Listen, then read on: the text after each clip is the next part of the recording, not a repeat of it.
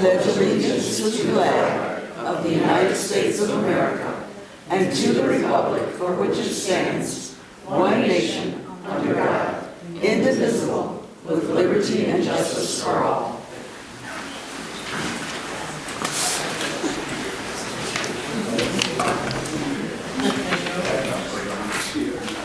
Thank you. Item 3 on our agenda is a roll call. Clerk Guthrie will take care of that tonight. Thank you. Supervisor Jackson? Here. Clerk Guthrie is here. Treasurer DeShane? Here. Trustee Hendrickson? Here. Trustee Sunland? Here. Trustee Wilson? Here. And Trustee Trezise? Here. All board members are present. Thank you. Item 4 is presentations, and we have 2 special presentations tonight. The first is a tribute to former Police Chief Dave Hall, and I believe Chief Grillo is our presenter tonight. Thank you very much, ma'am.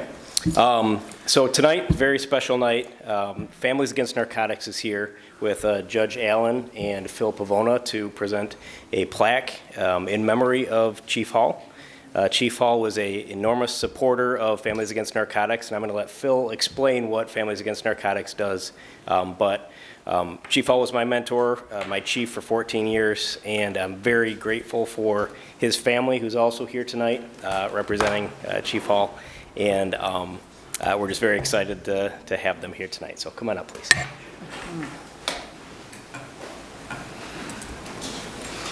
Hi, as the chief said, I'm Phil Pavona. And Families Against Narcotics became an entity in 2013. We lost a son to an opiate overdose in 2011. He was 25 years old. And typical of many of the young people who lost their lives, he graduated from Okemos High School as an honor student, went to college for a few years. Between his second and third year of college, met the wrong people, partied with the wrong pills, and ultimately became an addict. And we struggled with his addiction at that time for about 3 years, and then ultimately lost him to an overdose when he was 25. And at that time, as a grieving father, I certainly wanted his death to amount to something. And as a dad, I was fairly frustrated with what was going on in the community. It was a pretty fractured system. And so at that time, I met a few people in looking to do some things in the community, and they became the primary emphasis of us creating what is Families Against Narcotics. I'm here with Judge Allen and Joe Lowe, who is one of our founding members, along with Dave Hall. Now, I didn't know Judge Allen or Joe Lowe or Dave Hall before we lost our son. And so in going into the community and asking them for help and support, all of those individuals said, what do you need us to do? And so they jumped right on board. And obviously, you know, we hope to have an impact with families, and these kids often struggle in the court system, and police are often the very first people who meet these kids in what it is that they're doing, whether it's shoplifting to feed their habit or whatever. And so when I approached Dave, right off the bat, Dave said he wanted to help, and we certainly appreciate that. He was one of our founding members. We appreciate his family giving him up every Tuesday, fourth Tuesday of the month. We have a board meeting, we have a family forum, and for a year we met about every 2 weeks in planning how we were going to institute our chapter. And so with that being said, I'm certainly appreciative, but I want to give the plaque to Judge Allen to actually read and then give it to the family so that they can take a peek at it as well. And this will be something that will be back at the precinct, hung in the precinct area. So go ahead, Judge. Excuse me, Mr. Pavona? Pavona. Yes. Pavona? Could you give us your name and address? Sure. Again, my name is Phil Pavona, and I live at 1398 Reef Court here in Okemos. And we wanted the chapter to be an Okemos chapter because, you know, there's a stigma attached to addiction. And so look, you name an entity, I've got one of their kids, whether they're unemployed, doctors, ministers, lawyers, whatever. I mean, it's an epidemic out there right now. And I wanted to make sure in creating the image that this isn't just an inner city problem, it's a problem everywhere, we wanted to make sure that the name Okemos Ingham Chapter remained as part of that. So again, we've been here in Okemos since we built our home in 1986. Thank you. So I am Judge Donald Allen of the 55th District Court, where I have the pleasure and privilege as serving as Chief Judge there, as well as I preside over what's called Sobriety Court. And so I met Dave Hall, Chief Hall, as a function of what we did as founders of Families Against Narcotics. We just celebrated our 10-year anniversary this past October. And so it occurred to me that we lost somebody. We lost a giant. We lost somebody who was not somebody that actually was really in this whole substance use issue. I remember he was a willing and able student. He wanted to learn. He wanted to know. This was something that was totally contrary to what he had learned as a police officer coming up through the ranks. But he saw the importance of it, and he wanted to and started to gravitate towards that. And so not only was he willing to lend his name, which was important for the reasons that Mr. Pavona just talked about, in order to be able to have sort of legitimacy in the community, such that people would actually see the efficacy of what it was that we're trying to create, you had to be able to attract people to understand that there are people who are pillars of our community who are actually involved in this process. So sometimes people say that about judges, not too often, but sometimes. But having a police chief was important because he is the embodiment of the criminal justice system. And when people think about drug use, the first thing they think about is crime. Crime. This is what happens when people get involved with drugs. And that's a stereotype. It's true, like most stereotypes have some truth to them.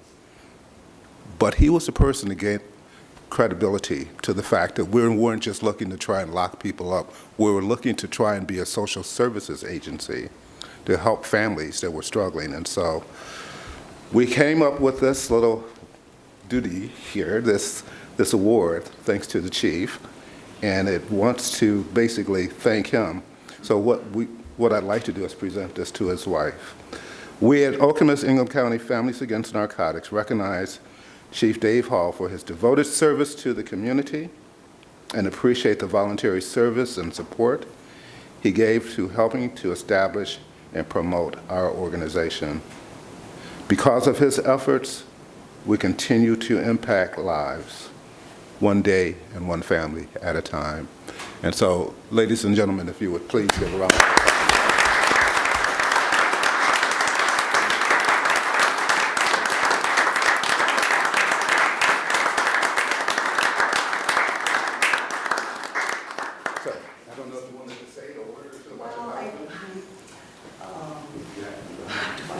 I wasn't going to say anything.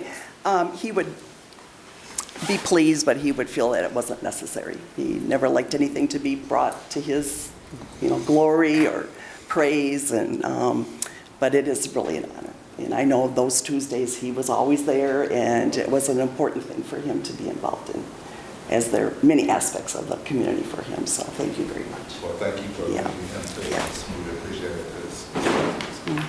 All right. Okay, thank you. One of the things that we always wanted to emphasize, which again was why Dave is so important, we want people who struggle like this and their families to run towards the courts and the police instead of away from them. And in order for them to feel comfortable in doing that, it takes a certain individual who has the demeanor to be able to present themselves in a way that isn't in a fearful way. And we've really appreciated what it is that Meridian Township Police have done for us. I've interacted with a lot of families who have had situations like this, and it's been wonderful. So again, thank you, and we really, really appreciate it. Joe, did you want to say just a couple of things to let them know what we do? My name is Joe Lowe. I came here from California, 14 years ago, and on a grant. We had a grant from a Tri-City organization that wanted us to try an experiment with people in addiction. And what it was is that to have people in addiction, once they've gone into recovery, to help other recoveries. I was in a program like that similar in California, and the retention rate was beyond anything ever on record. We had people involved for 25 years helping other recoveries. So we brought this here to the Lansing area, and because there was a huge hole. They used to get discharged from a hospital or discharged from a program, and that was it. And the parents were going crazy. They were spending their fortunes, as anybody here knows, trying to get their children healthy. But there was no one to help the child. There was no one to tell them where the resources were. And so we decided to write a larger grant. Mid-State Health Network, which is a PHIP of Michigan, took a gamble on this program. And so we started training people. Phil was one of the very first people that we trained as a certified recovery coach. Judge had wrote a paper on a similar program that I read, and when he was the drug czar in Michigan. And we combined what I learned from California plus the resources he had found and Phil's dire need to get healthy himself and get over the loss of his son, and helping other families was it. We have trained over 1,300 recovery coaches. And this is how big it's gotten. I found out about Families Against Narcotics the same day that Judge did. We attended a state conference, sat at the same class, and we said we could do this. We didn't know each other. Okay, what happens is we're now in the hospitals, we're in the jails, we're on the streets, we're in the offices, we're in the health departments. So this is where this has gotten. If you know a child and a family needs help, call Phil. Thank you.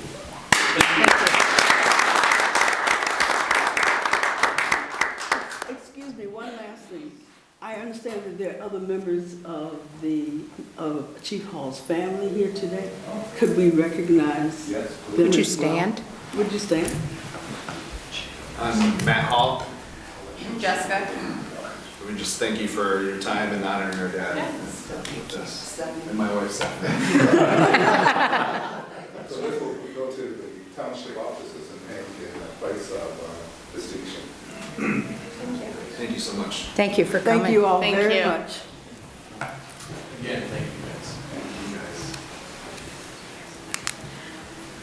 Now we will move on to item 4B, which is also about good news.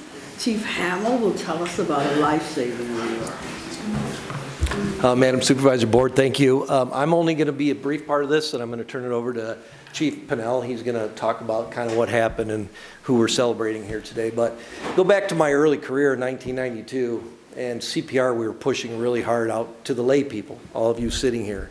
We already had it, right? But we realized back then through American Heart, Red Cross, that the more people that knew CPR, the better chance of survival. And then along came later, quite a few years later, came AEDs. So where we were then and where we are now, pretty amazing, because when you can use an AED prior to the paramedics' arrival, gives someone a really much higher chance, even though it's still a low chance, a much higher chance of survival. Still about a 10% survival. It goes up a little bit with an AED. So we're going to recognize the situation we had and some heroic acts that were done. And the gentleman that was saved is not here tonight, but the people who were a part of that, what we call the chain of survival, are here, and Chief Pennell is going to talk about that. So I'm going to turn it over to Chief Pennell.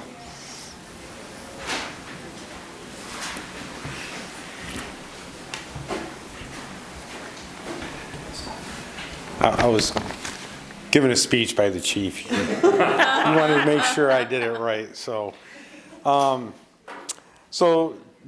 say your last name for me. Leo. Okay, I wanted to make sure, right. Miss Leo, everyday heroes walk among us unnoticed by those around them until a moment in time where their actions save a life. Due to your quick response and your swift action, an individual's life was saved on January 27, 2024 in Meridian Township.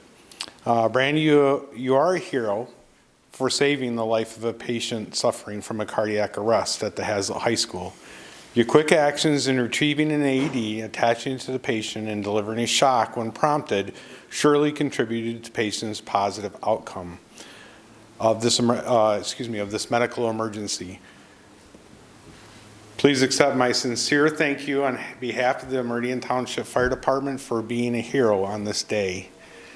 So, with that being said,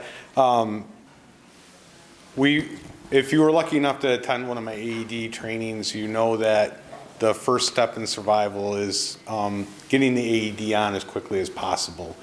350,000 cardiac events happen outside the hospital, and only about 2% of them get an AED when they suffer those events. So luckily you were there for that 2% for him, and your shock made it quite a difference. Our crews were able to get there and render advanced life support until he got to the hospital and was taken care of by definitive care.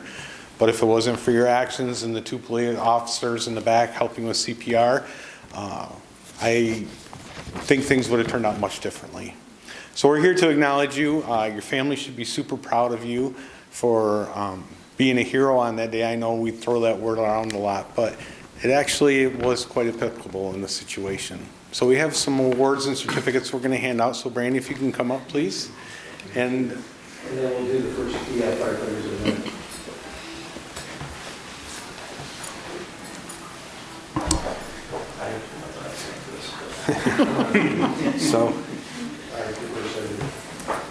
So for Brandy, on Saturday, January 27, 2024, at 10:47 hours, Meridian Township Fire Department responded to a report of a cardiac arrest at Hazlet High School. You acted to assist the victim by setting up an AED, attaching it to the patient, and when prompted using the AED to deliver a shock. Your actions in combination with CPR allowed the patient to achieve return of spontaneous circulation before the fire department arrived. Your quick thinking and willingness to get involved to aid someone in severe medical distress helped maintain a critical link in the chain of survival, recognizing the American Heart Association because you, the victim, is alive today.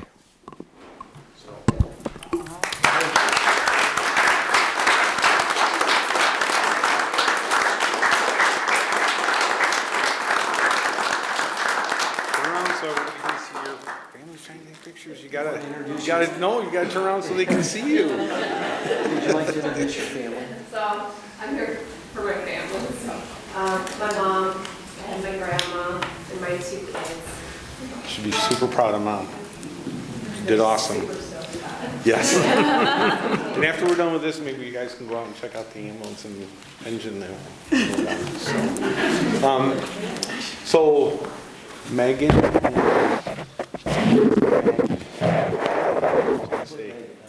And then Cole, our 2 officers that rendered CPR before our paramedics arrived. We appreciate your willingness to join in and assisting, helping. So, same as hers, so Megan and Maggie. On Saturday, January 27, 2024, at 10:47 hours, Meridian Township Fire Department responded to a report of cardiac arrest at Hazlet High School. As the member of the Meridian Township Police Department, you acted to assist the victim by performing CPR, which, along with the use of AED, allowed the patient to achieve return of spontaneous circulation before the fire department arrived. Your quick response and actions that day were instrumental in the survival of the individual. Meridian Township Fire Department recognizes your leadership and commitment to your profession.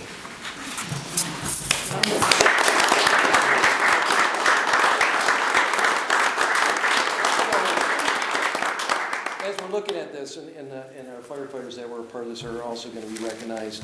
So about 2 years ago, I think, or a year ago, we got these challenge coins. And there's one that is a responder, which is what we're getting them. And then we also have a survivor coin, so if someone survives.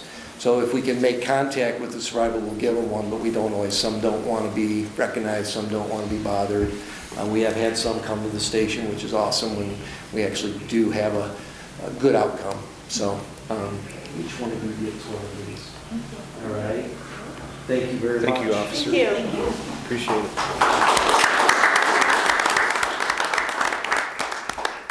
So, Okay, can I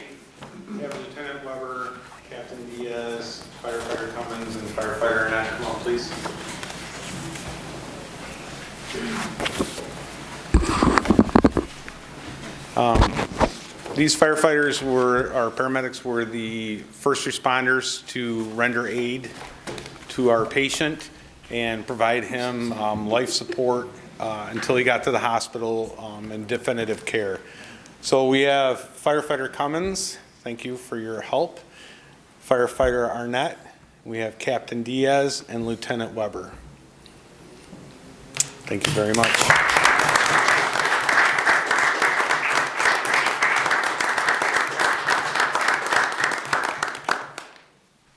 These don't say all the stuff there.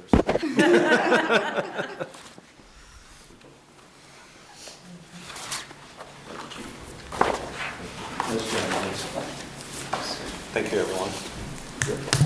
All right, great.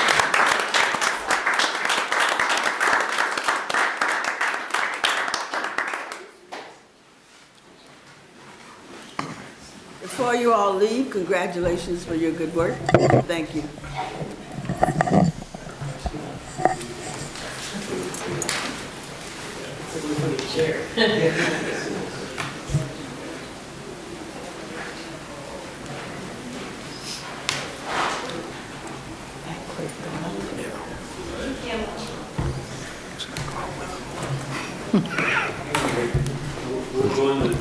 It's going to be a short one. Sure are.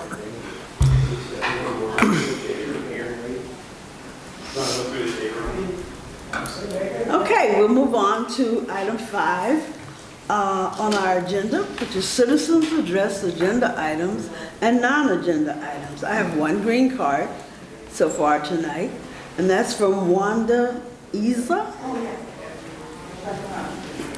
Please come to the mic. Give us your name and address, please.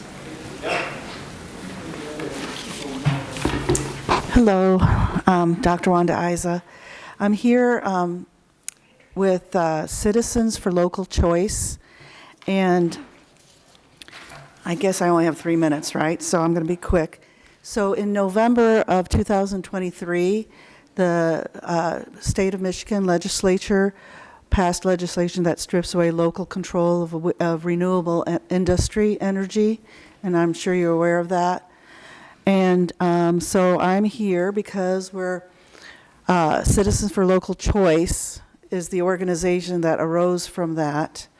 A lot of people from different townships that have produced ordinances for renewable energies. I, for one, am from Wheatfield Township, and we had signed ours, which was very good, you know, and all the other 5 townships in southeast Ingham County had also produced amendments to their ordinances. But and they spent $70,000 on lawyer fees, planners, did a master plan, but all that will be thrown out because the state law will have control over the zoning and location of industrial renewable energies. Not that we're against it, though. We're not against wind and solar, but we as citizens, I appreciate how, I came from Chicago, and I really appreciate how you have local government here that decides zoning and things like that. And so this 3-member group is not elected, just commissioned by Governor Whitmore, and one of them actually used to work for Apex Wind Energy. And so they would be the ones that would determine in each township where the renewables would go, based on, you know, somebody wanting a lease with a particular company. As a physician, I'm worried about that, about public health, because you have to be a certain distance away from a wind turbine, also for safety, because the turbine and the wind and ice throw and infrasound, which affects the inner ear, which affects our neurological issues, such as motion sickness, walking, and many, many other things. So it just has to be appropriately placed without just industrial standards. It has to be public health standards and safety standards. So far, Michigan's done a very good job of regulating. They didn't like it because there were some that did oppose, but maybe there were too many people in that area. So the myth is this proposal would hinder progress towards a more sustainable energy future for Michigan. Actually, Michigan is in the top 3 states with a lot of different wind and solar energy. So we've produced quite a bit, even with local governorship.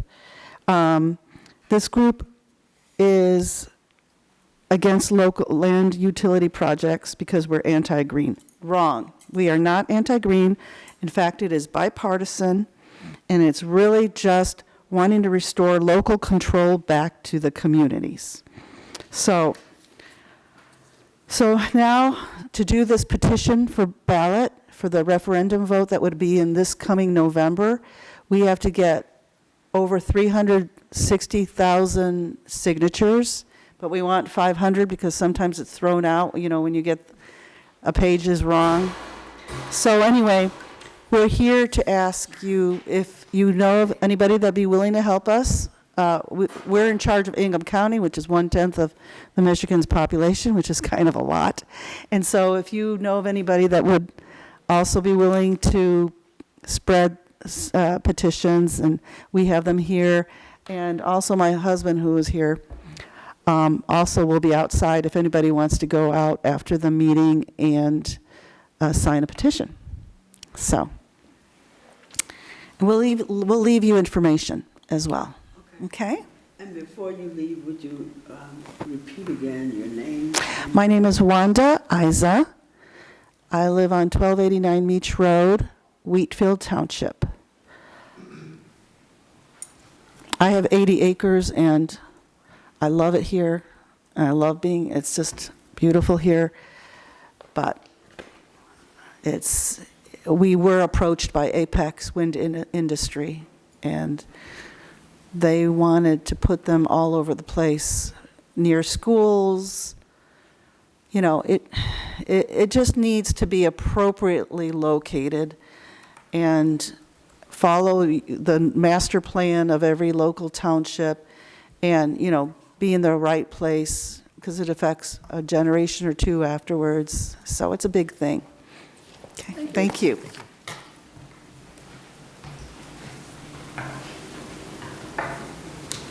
We'll move on now to item 6, Township Manager's Report. Mr. Walsh.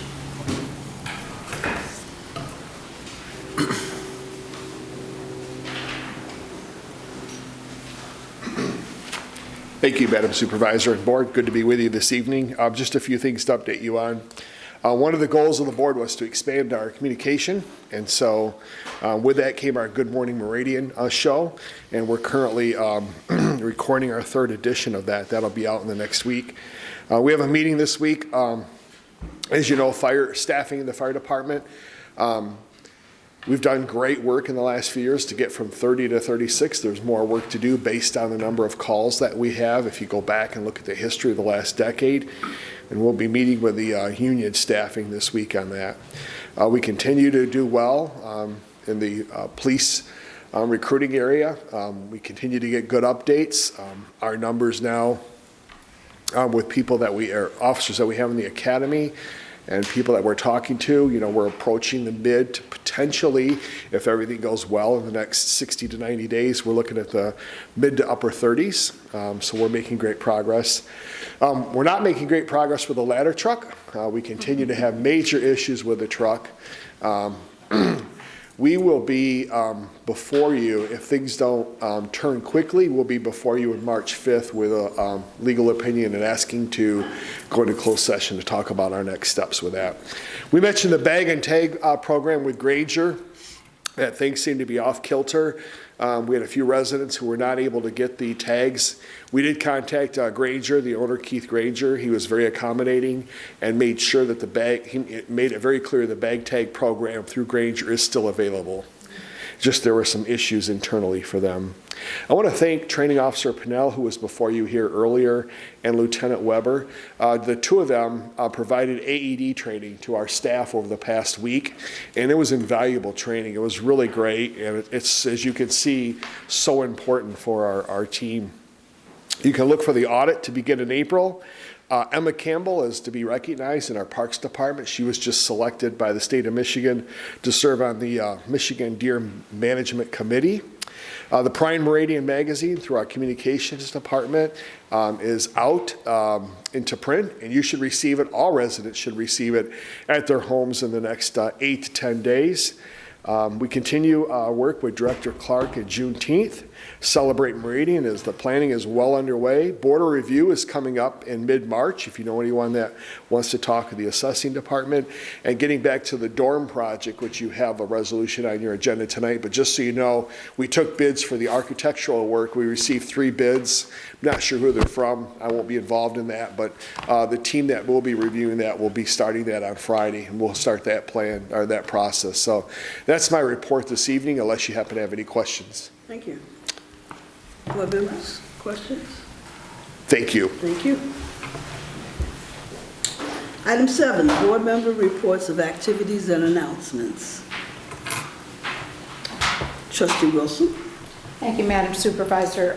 The task force on the Community and Senior Center met today for quite a long time, and we worked on some brainstorming about what we want to see at the center, and so I just want to let you know that work continues. I also have some sad news. Bagpiper Terry Carroll died this morning.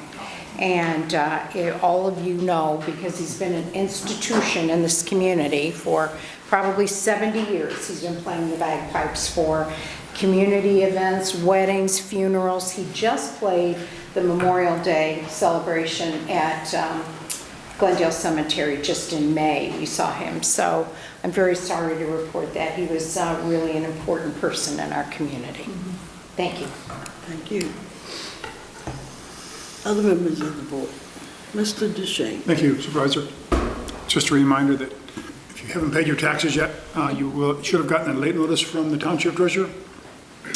And the drop dead date, if you will, for taxes is the 29th of February, a week from Thursday. After that, they have to be paid at the county treasurer's desk in Mason, and there's an additional 5% penalty added onto that. So please try, if you haven't paid your taxes yet, please try and get to my office this week or early next week. Thank you. No. I would just add that I did attend the Chinese New Year celebration last week. It was a very nice, fun-filled event, and a lot of the members of our community and surrounding communities came and participated. And so I encourage you next year when the new year comes and the celebration of the coming spring comes, that you join the Lansing area Chinese community in celebrating that event. And in addition, I need to announce that this week, I think on Wednesday, Treasurer Duchesne and I joined the International Society of Arboriculture at the Lansing Center for an annual conference they had, and to receive the 2024 ISA Gold Leaf Landscape Beautification Award for the Township Board for our provision of financial support to tree planting project, part of the Green Grants program that occurred on Okemos Road maybe 2 years ago, I believe. And that was we have a very nice plaque to add to the plaques Meridian Township has earned and garnered from different organizations. And there should be more about that later in the year. Anyone else? Mr. DeSice. Yes. I will take the burden off Clerk Guthrie, who's busily taking notes, to point out that early voting started this past weekend and goes through Sunday. Monday, they are going to begin processing for a period of time absentee votes, and I think you can pick up absentee ballots through 5 o'clock Monday, 4 o'clock Monday, if you want to go that route. Unlike past years, if you have filled out an absentee ballot and want to actually run that ballot through the machine and have it tabulated by yourself, that is provided for. You come to the township offices where the early voting is, and you can run your own absentee vote through the machine and it'll be counted then. So, did I miss anything, Clerk Guthrie? No, I thank you and your wife Sherry for all the many hours that you put in for doing election work. I think we had 170 early voters. As of today? From Saturday, Sunday, Monday, and today. Today we had over 50, so I think we had around 170. We've received 65% of the absentee ballots back, so there's another 35% out there floating. So please get those back in. No, I think you covered it very well. Thank you. I believe the statistics showed that we were the 5th largest absentee voter on Saturday, the first day of absentee voter in the state. What? We've been very busy. Yeah, well, it's been busy slow, voters. but it's been good. Yeah. I would just add that early voting in Meridian Township is one of the reasons that we're here tonight in the fire station. And to remind viewers of the tape of this meeting that there is ample additional information about early voting, absentee voting in the communications attached to the packet for this meeting. And so if you're still unsure about how all of that occurs, look to that communications in this meeting's packet to find that. And we have the end of the election period is, for this first election, Michigan's primaries is? Tuesday, the 27th is election day. Okay. Polls open at 7 and close at 8. Okay, thank you. Yes, thank you. Anyone else? Then we move on to item 8, approval of the agenda. That was not a raised hand, Mr. DeShane. I see Mr. Trezise. I move to approve the agenda as presented. Support. Approved by Mr. Trezise, supported by Trustee Wilson. All in favor of the approval of the agenda, please say yes. Yes. Yes. Opposed, no. The chair votes yes. And item 9 is the consent agenda, which contains typical communications, including all of that election material that I noted. Minutes of February 6, 2024 regular Township Board meeting, bills and disposal of surplus equipment, mostly vehicles. If there is Mr. Hendrickson. Thank you, Madam Supervisor. I move the consent agenda as presented this evening. Support. Supported by Trustee Wilson. Mr. Trezise? Yes, I noticed in reading the minutes that it says Deputy Clerk Gordon took the roll, and whatever roll calls were done. Actually, she wasn't here at the last meeting. It was Clerk Guthrie that had to take that role as she's doing tonight. Oh, yes, the draft is still sitting on my desk. So we should note that change. I can make that change. Okay. Anything else? Then we need a roll call vote for approval of the consent agenda. Okay, Supervisor Jackson? Yes. Clerk Guthrie votes yes. Treasurer DeShane? Yes.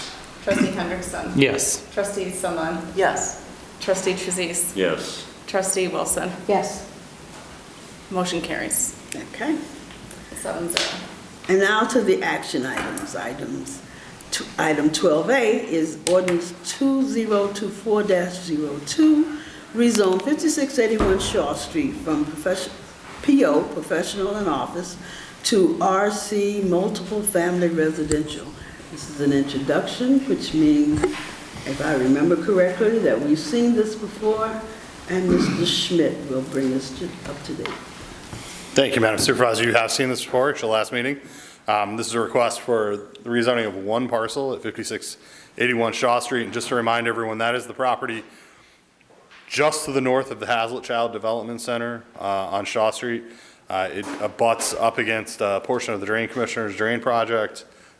Immediately to the west, on the east, to the east across Shaw Street are several houses. The entirety of this neighborhood, with the exception of this parcel and one other parcel that has frontage on Hazlitt Road, is zoned RN, which is Village of Namoka. It's a specialized zoning district that was established essentially for this area a long time ago. The Planning Commission reviewed this request at their meeting in December, held a public hearing, had no public comment, and ultimately recommended approval of the request to rezone the property to RC multiple family residential at their meeting in January.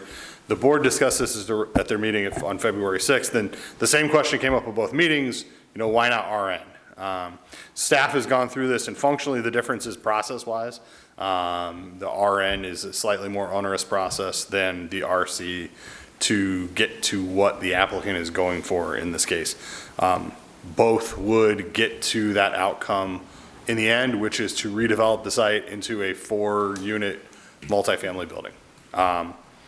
So with that, staff would recommend approval of the proposed ordinance.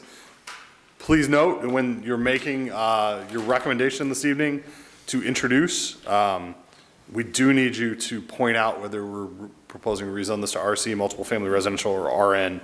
The Village of Namoka Mixed Residential District, the entirety of the motion, resolution, and ordinance is set up needing that decision to be made tonight.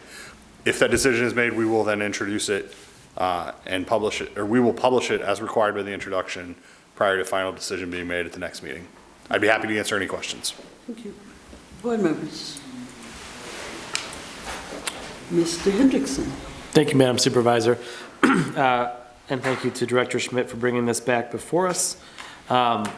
It was, I think, me that brought up the question about RN versus RC. And so I thank you for clarifying that and providing that both options to us this evening. I understand that the only difference here really is the process that the applicant would have to go through.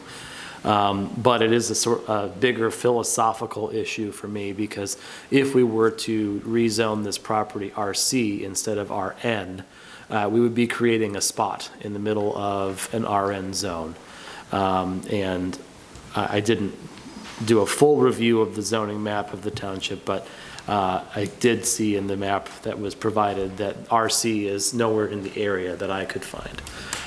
My recommendation would be that we move forward with the RN zoning. It's a slightly longer process, but at the end of the day, we haven't created an issue of spot zoning in Hazlitt that we may have to correct at some point in the future. So does that mean you're making a motion? I would be happy to make a motion. Offering a motion? Sure. I'll move to adopt the resolution approving for introduction ordinance 2024-02, an ordinance to rezone the property at 5681 Shaw Street, parcel ID number 33020210428007, from PO Professional Office to RN, Village of Namoka Mixed Residential. Support. Supported by Trustee Wilson. Further discussion? I don't have anything to add other than what I've just said. Thank you. Okay. Trustee Wilson. I concur. Thank you, Madam Supervisor. I concur with Trustee Hendrickson. We don't want to encourage spot zoning in an area, so RN zoning brings it in conformance to that entire area. That's the reason I support it. Mr. Duchesne. Question for Dr. Schmidt. What is the intended purpose if the rezoning is approved? They will renovate the building into a 4-unit multifamily building. Okay, thank you. Mr. Truzais. As I understand it, this will, if they wish to go for the variance, they would have to come back for essentially 2 meetings, as a public meeting or a public hearing and a final motion from the commission. I don't have a problem with that, but just my question is, it would not come back to this board for approval with another public or a public meeting and a resolution here. Correct. This board would not see it again. Additionally, I want to be very clear. The ordinance is, you will be seeing amendments to this ordinance in the near future because as we've looked into it in some detail, we are not entirely clear that it even goes to the Planning Commission. There is a procedure established in this ordinance that is unique in the Township zoning ordinance, and we are still determining what that means. It will take additional time, I can say that, but it may be a administrative public hearing is the easiest way to put it. But yes, we will also be updating this ordinance in the very near future. Anything else?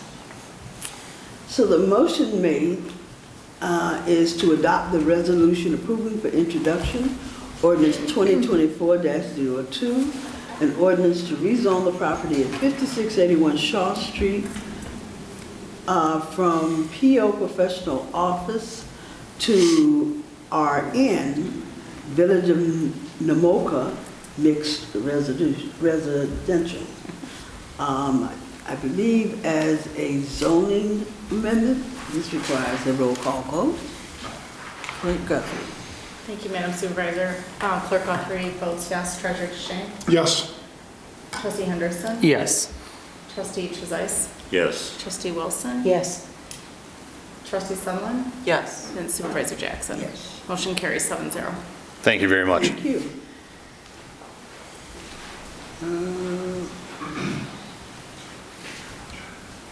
We move now to item 12B, the Ronald J. Steiker Memorial Pathway. Mr. Walsh will introduce this to us tonight. Thank you, Madam Supervisor, members of the board. 2 weeks ago, I was before you introducing this idea that came up of honoring, memorializing in memory of Ron Steiker, and just again to highlight Ron's 30-some year career in public service to the community, starting out in 1990 as a board member of the Okemos Board of Education and served a number of years as president, served with Trustee Trezise on the Board of Education, and then in 2012 ran for Township Trustee, and in 2016 and 2020 ran as supervisor and was elected. Ron never lost an election, and in fact, in his last 3 elections, he never lost one of the precincts in the township to his opponents. So Ron's, I could go on and on about what Ron has done for the community and all of that, but you're all familiar with Ron, and I think most of the community is familiar with Ron.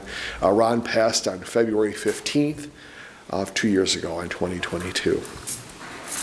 Before you tonight is, Ron was really proud of the pathway that was created when the Okemos High School was built some years ago. And that pathway connects in a few different areas. One is on Okemos Road by Nob Hill Apartments.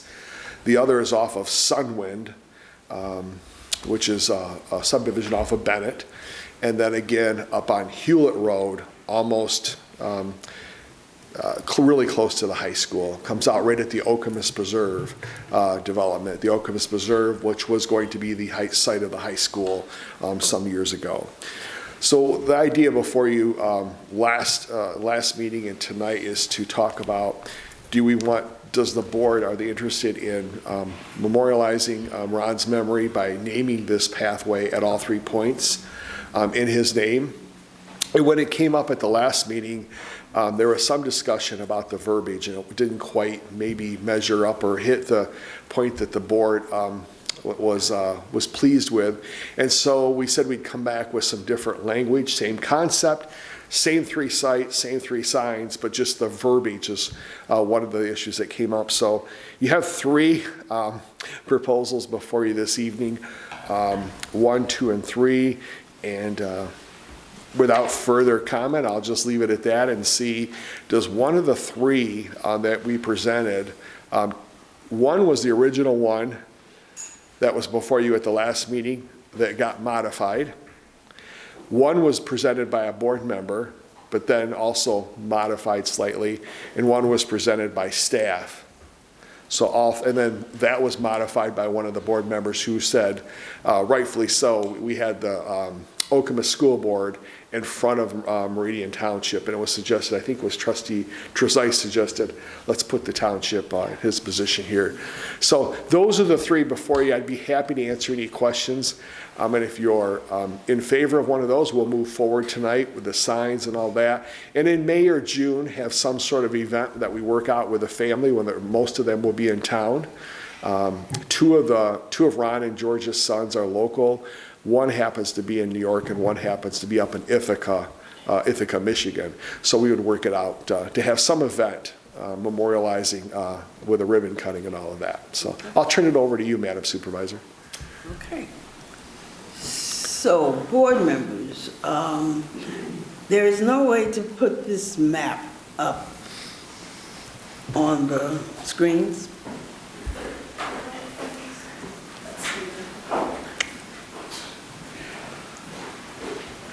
There is. I guess I should have asked earlier. That's okay. While we're waiting for that, Mr. Duchesne. maybe we should discuss which of the three alternatives we like, and I don't mind going first. I like number 2 just because I want people to read this, and I think the shorter the message, the more likely it is to be read. All three of them are fine messages. I think they're more likely to read something that's a little bit terser in the language. Those are my comments on the other three choices. So that's one vote for design number 2. Mr. Duchesne? Yes. Mr. Trezise, I think I saw your hand. Yes, I like number 2 also, but I also really appreciate the additions in number 3. But you're right, it does make it a longer and less likely to be fully read sign. So I would also go with number 2. Okay. I saw Mr. Hendrickson's hand. Thank you, Madam Supervisor. I like number 2, although I do prefer number 3, I think. I think that the people who are going to stop and read it are going to read it. And we might as well say what we want to say. And if people stop after the second sentence, they get basically what number 2 says anyway. So long as we're not being charged by the letter, I think number 3 is fine for me. Okay. Clerk Guthrie. Thank you, Madam Supervisor. I agree. I like number 3. I prefer number 3. I've walked many trails across the state and other states, and I stop and read almost every sign. And I like to read about the area, and I like to read about why things were named certain ways, and I like to read the why behind things. And it just adds to the enjoyment of when I'm hiking trails. And so I really like the additional verbiage in here about his unparalleled community leadership and friendship. That stands out to me the most. And that's something that I would enjoy reading as someone who walks trails and hikes trails. And so I agree with Trustee Hendrickson that if you're going to read it, you're going to read it. If you're not, you're not. You're going to walk by, and there's no harm in adding some additional verbiage. Okay. Trustee Wilson. Thank you, Madam Supervisor. I too agree with alternative number 3 because it tells the story. So that's a rationale as to why that sign is there. Trustee Sunderland? Oh, I just have think a this is preference? a wonderful thing that we're doing, and I'm in support of number 3 too. Okay. So at this point, we have a majority preference for number 3. And there's no further discussion on that point. What we need now is for someone to make the motion. Mr. Trezise. I move to formally approve recognizing the existing pathway bordered by Sunwind Drive, Nob Hill Apartments, and Hewlett Road as the Ronald J. Steichen Memorial Pathway, with the language associated with the memorial shall include option 3 that was presented tonight. Okay. Support. Supported by trustee Wilson. All in favor of the motion, please say yes. Yes. Opposed, no. Chair votes yes. Thank you, Mr. Walsh. Thank you very much. We move now to item 12C, Township Board Liaison Appointments. I think that's on me. See what I find. So as we stated at our last meeting, there are boards and commissions in the township upon which members of the Township Board serve as liaisons. And since trustee Wazinski resigned from our board in December, we have vacancy. Tonight, I would like to, propose appointments for those vacancies. So I move to approve the appointment of Marna Wilson as board liaison to the Land Preservation Advisory Board and the Pension Board for terms ending in November 20, 2024. Support. Supported by Mr. DeShane. All in favor of the motion, please say yes. Yes. Opposed, no.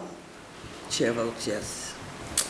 Next is, I move to approve the appointment of Peter Trezise as board liaison to the Environmental Commission and the Zoning Board of Appeals for terms ending November 20, 2024. Support. Supported by Mr.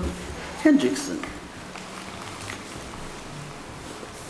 If there are no further comments, all in favor of the motion, please say yes. Yes. Opposed, no.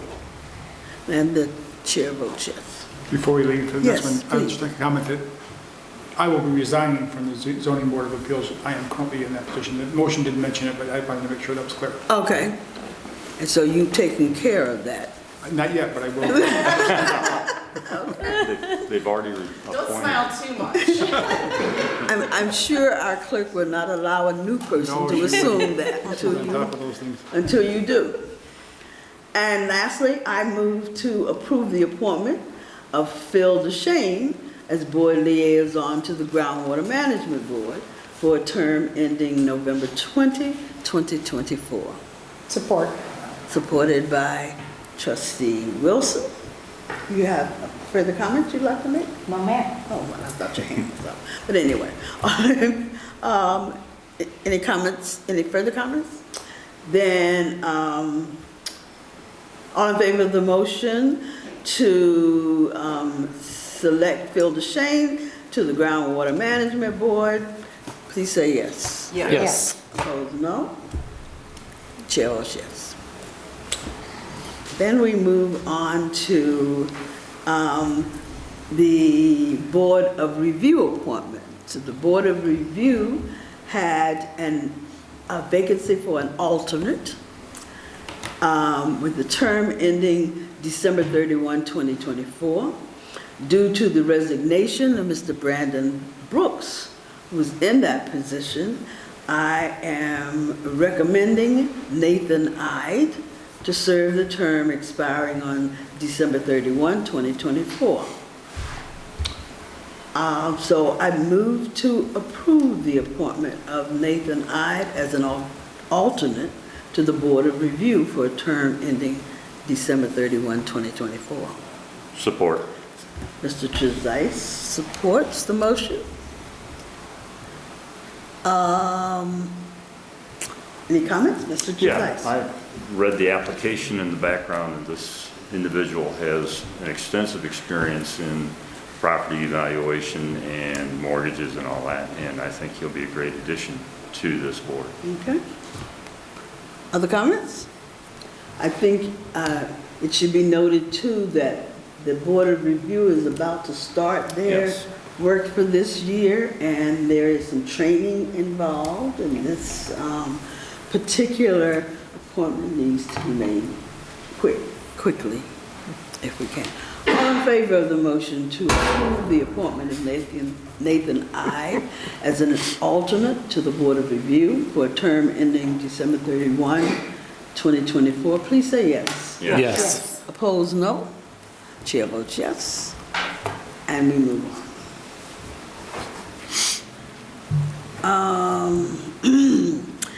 Item 12E, a resolution to support incentives for municipal employees to work elections. This item was added by Clerk Guthrie and Trustee Hendrickson.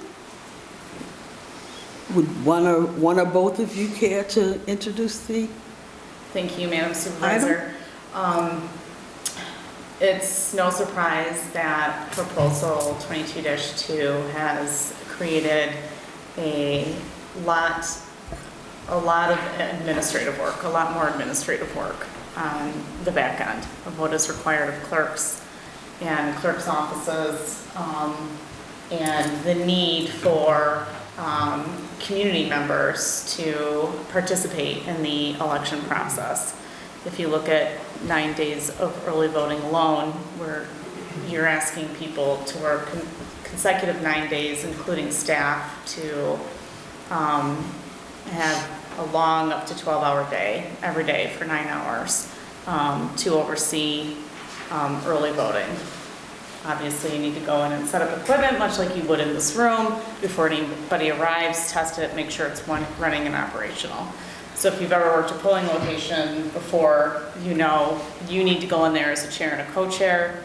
You need to set up well in advance, test everything, be ready before the polls open. And you're there until the polls close. One of the biggest areas of deficiencies that we've had in our office is finding people to come in to to serve on the receiving board team. So most people will want to do a half day or a full day at a polling location. They'll do some days for early voting, but most people don't want to do 9 consecutive days of early voting, working that. And so Manager Walsh and myself and Trustee Hendrickson, certainly with his experience working for the county, we've talked about issues that face clerks' offices in getting election workers, and it's no different here than anywhere else across the state. And the more requirements you have, the more people that you need. And so one of the discussions we had was including employees and trying to include them in the process. And we have had some in the past who wanted to be part of the receiving board team.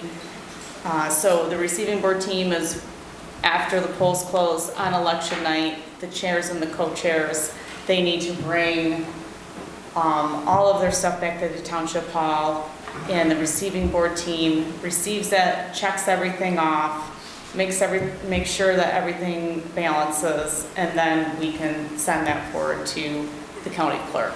And it can be a much longer evening, as Trustee Trezise knows. He's worked on our elections team and been a chair before, and it's a very long day and evening. And so I approached Manager Walsh and asked him if we could work together on creating an incentive, much like the board has tried to include employees on incentives before with other things that they're doing, to create a camaraderie and for staff to encourage staff to want to work on election night. And so I think it was Manager Walsh that came up with the idea of having a free day off. I don't know if you want to go into detail about incentives and what that cost would be, what that cost wouldn't be, and the response that we've had from staff so far, asking if they would be willing to be part of an incentive program to work on election night. Mr. Walsh. Thank you.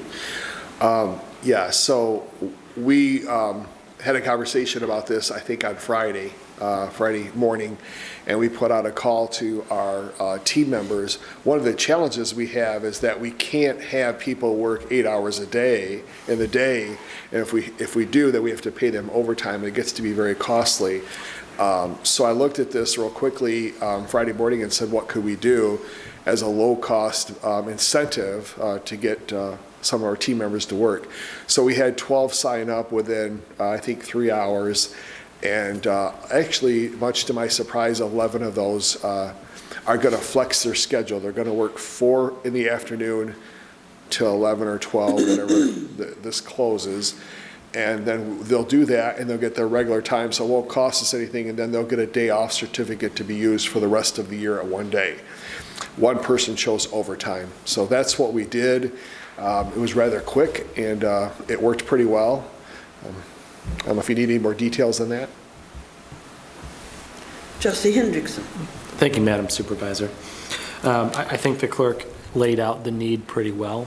In my day job, of course, as you know, I work in the county clerk's office, and I've seen what other municipalities, both in Ingham County and in surrounding areas, have done in an attempt to shore up their election workers.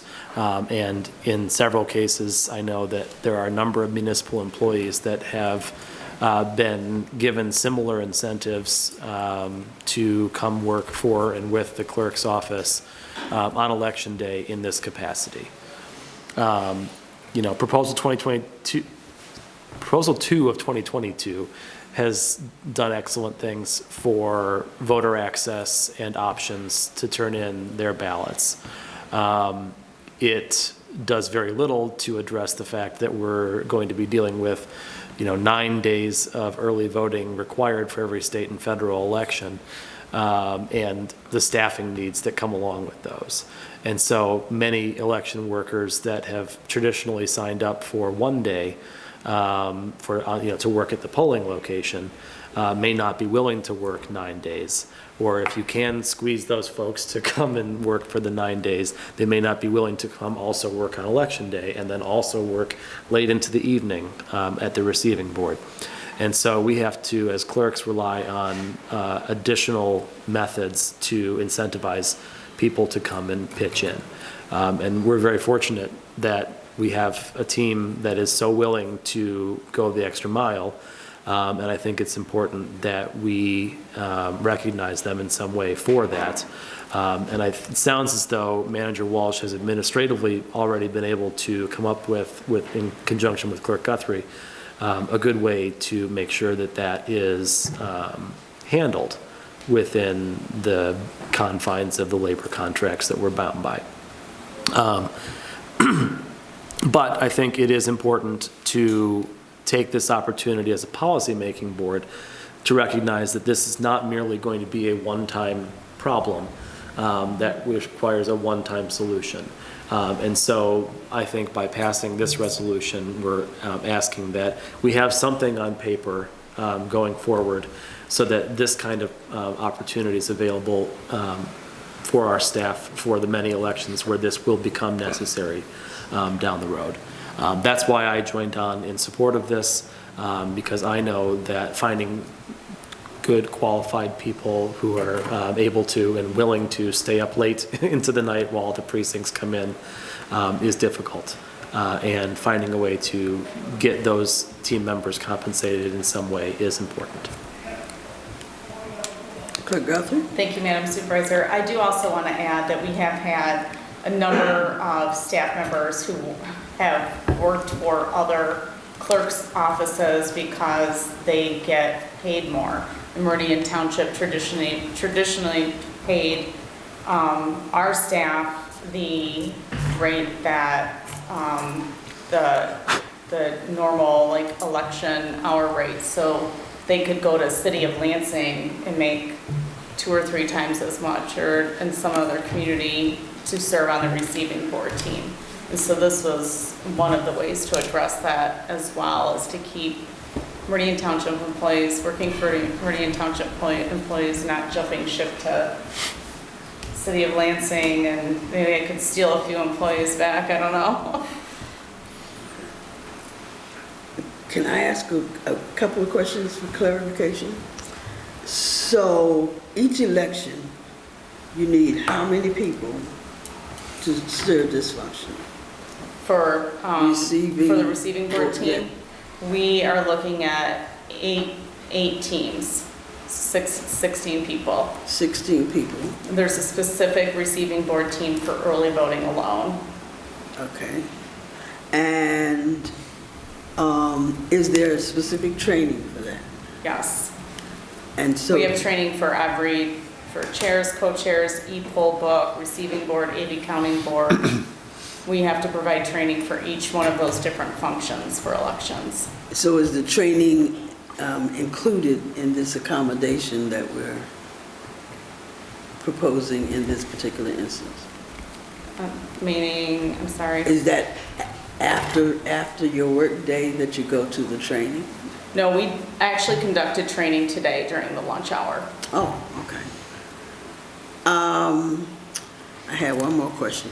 Oh, so you need these 18 people no, I'm sorry, you need these 16 people. Yes. For 9 days.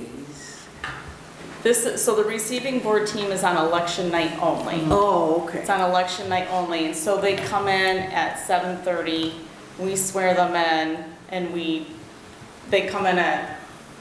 swear them in, and then when the polling location closes, we change the room around, and they help us change the room around so we can go from a polling location to a receiving board team. So with 4 elections in this year for Meridian Township, this is 3 elections? Yep. Okay, so we need this receiving board 3 times. Yes. During the year. Yes, ma'am. In spite of the early voting and all that, just 3 times. Yes. Okay. Trustee Wilson. Thank you, Madam Supervisor. I understand your dilemma, but I'm having a tough time understanding why this is before this body. Because this, to me, is a specific issue that needs to be handled administratively, not with a policy. And my other concern about it is it's so broadly written that virtually anything could be done with the board's acquiescence to that.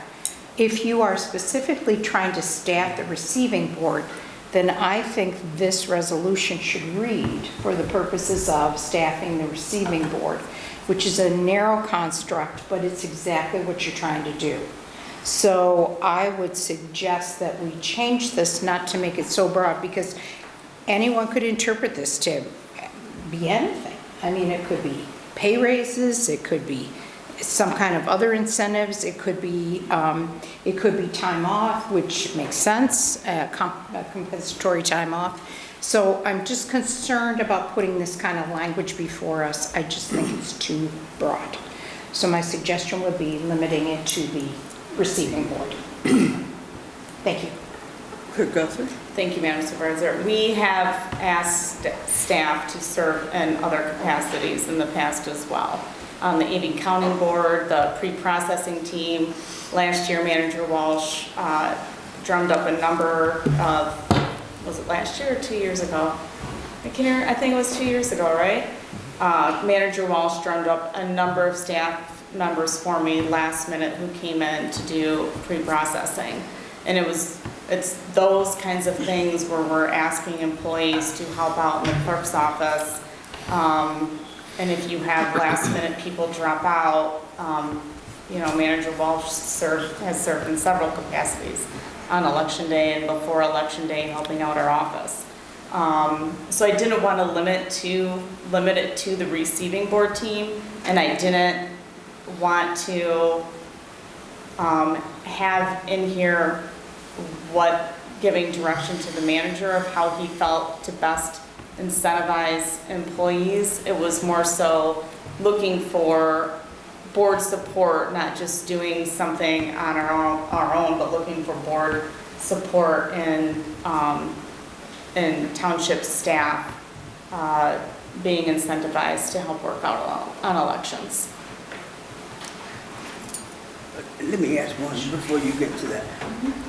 So is this is not to apply just to clerk office employees, any employees in the township who are willing to do this? Is that right? Trustee. So you're saying that we have done this for other purposes in the past, right? Yes. And it's always been handled administratively. So I think you're proving my point that why can this not be handled administratively?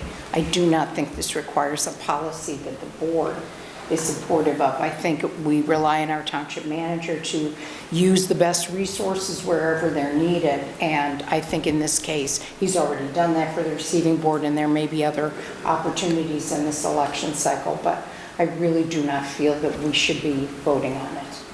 I think it just can be handled administratively. Thank you. Clerk Guthrie. Thank you, Madam Supervisor. So the vote would be for employees who help out at the clerk's office, that they would receive an incentive for helping out at the clerk's office during elections. And that it would give the manager the opportunity to be able to do that. This is the first time that we've worked on an incentive for employees. They've never been given an incentive before. And so it was looking for board support to say, yes, we agree that the manager should, I don't know if it's a policy, as policy, provide incentive for employees to help out on election day or pre-processing. That's the purpose of it, is that it creates a way to move forward to incentivize employees moving forward, not just this one-time thing. Mr. Trezise. Thank you. Regardless of how this is put together on a particular, it is restricted to elections, both processing daily, the board, and it will cost money.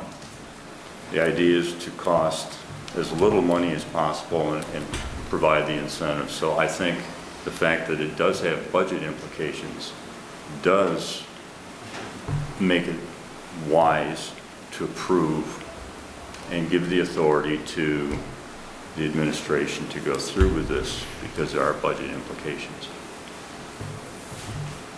Mr. Duchesne. I think this really, I'm agreeing with Trustee Wilson. I like the concept. I think it's a great one. And the fact we've got so many employees willing to trade time for time off rather than getting overtime.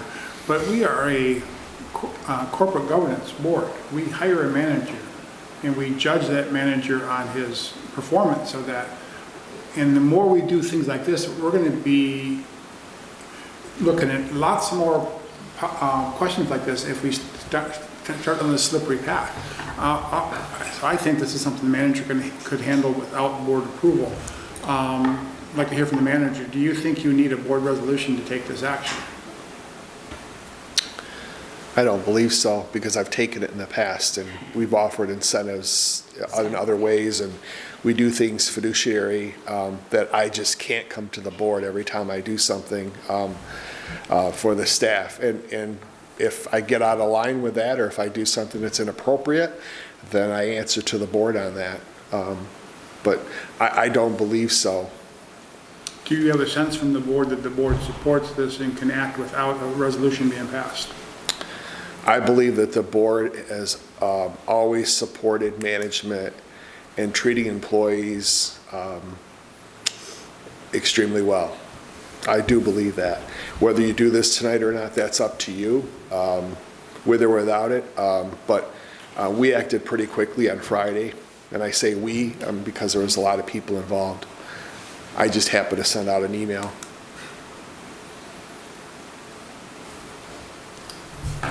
I think one question would be, has there ever been an instance where you needed the capacity or ability to make those kinds of conditions and you felt you didn't have it because the board had not signed off on it? All I can tell you is that if you go back and watch the meeting of 2013, and I was looking at the salary, and I apologize if you've heard this story before, but this is where I take my authority from. And this was the 2013 board. And I noticed that Mark Kieselbach, and you can go back and watch the meeting if you prefer, but he was making $10,000 less than a number of people who had been here a lot less time. And he was managing a team of 10. And I made the, not complaint, but I made the point at a board meeting. I said, how can this be? How can this person be making $10,000 less than someone who's been here for 4 years? And one of the trustees piped up very quickly, Trustee Scales, and said, why are you bringing this up to the board? You're the only one who can do something about it. And I said, okay, you're right. You're right. And from that point forward, when it comes to setting salaries, when it comes to adjusting salaries, when it comes to doing incentives, whatever that might be, we're dealing with a Lansing Lugnuts trip this summer right now. Are we going to do this? Are we going to do that? And this costs this costs that. It's not coming to the board. We're just going to decide that among the management team and move forward. But I'm clearly at the behest of the board on this issue. However, I'm going to work with the clerk to make sure that her elections can be as successful as possible, and whatever I need to do that within reason. And I've always said within reason on any time I've looked at something like this in the past, and I will in the future as well. Other comments? Mr. Trezise? I'm not trying to remember, do we have a motion on the table at this point? No, I don't think we do. We do not. Then I will make a motion to remove this from the agenda and allow administration to operate as it has with the authority to provide incentives or not as necessary.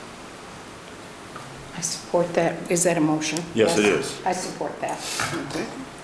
Can you repeat that? I'm sorry. No. I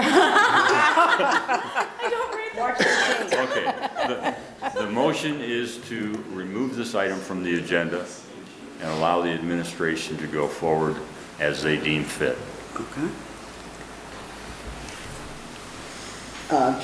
Trustee Wilson, you agree? I concur. Any other comments? Wilson, you supported it? Trustee Wilson? I did. Yeah.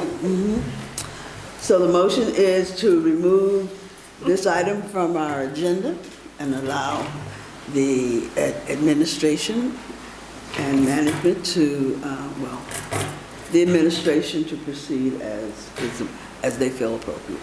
All in favor, let's do this roll call. Roll call? Okay. Treasurer DeShane? Yes. Trustee Hendrickson? Yes. Trustee Sunland? Yes.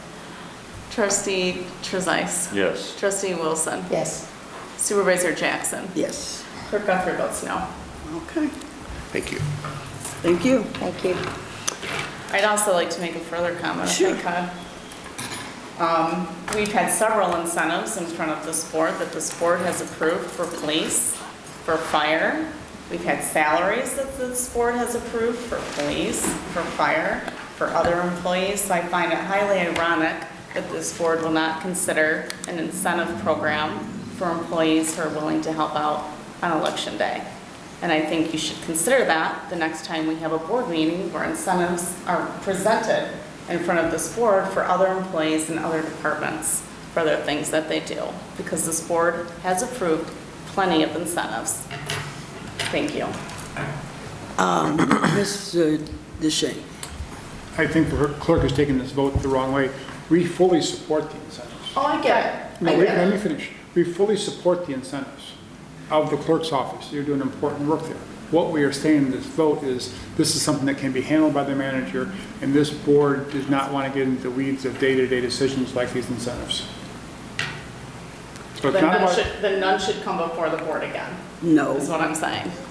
Thank you. It's not an absolute question, but it's regarding this matter in particular, the board believes that the manager can handle it without a board vote. Other board comments? Then we'll move on.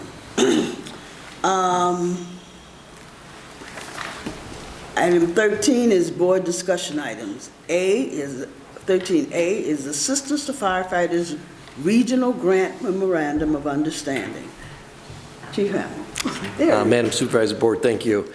So annually, I rate the AFG grant. It's called Assistance Firefighter. I'll refer to it as AFG. Last year, you approved me to accept the SCBA grant. Within that grant, I also wrote for a new Cascade fill station. This is a really heavy, big unit on the other side of the station here. They're roughly, well, I can tell you the cost is a little over $60,000, and then there's going to be removal and stuff like that. When FEMA puts out lists of what you can write for, they put priorities on it. So a high priority, medium, and low. They never fund the medium and low. So there's two options when you do a grant. You can do your own grant within, which we're doing one of those this year also, and if I get that, I'll bring that to the board. Or you can do a regional grant, and when you do a regional grant, you have to have an MOU done and other departments that sign on that they'll support the project. The reason we're doing a regional grant for the Cascade system is because if I write it myself, like I did with the SCBA grant, it got pulled out of it last year because it's a medium priority. If I do it as a regional grant, it's a higher priority. So that means we have a much better opportunity to get the grant if we do that. So what you have in front of you is an MOU that was written with East Lansing, NISA, which is Williamston Fire Department, and Delhi Fire Department, that they will support this. We still would be stuck with the, not quite 10%, but 10% match. The way FEMA does that, it's actually less than 10%. Their calculator is different, but it's a good thing. So what I'm asking you for too is to approve this MOU so I can get it signed by the other departments, and it has to be uploaded when I finalize the grant by the 8th of March. So I submit it with the grant to FEMA. Okay. Trustee Wilson. Thank you, Madam Supervisor. I move to approve the Memorandum of Understanding to submit an Assistance to Firefighters Regional Grant application for a Cascade SCBA fill station and compressor, and authorize the Township Manager and Fire Chief to sign the agreement. Is there support? Mr. Deshane. I support it, but I would, first, we support the motion, but I think we first need a motion to suspend the rules to take action on this item because it's on our discussion agenda. Right. I move we suspend the rules and take action on item 13B. I'm sorry, 13A. Support. Moved and supported to suspend the rules. Any further discussion?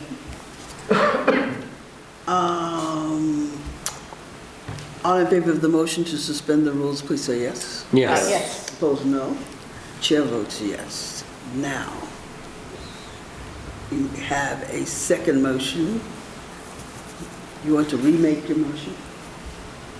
I can. I don't think it's necessary. The motion's Okay. on the floor, and Phil, are you seconding it? I'm seconding it. Oh, okay. There we go.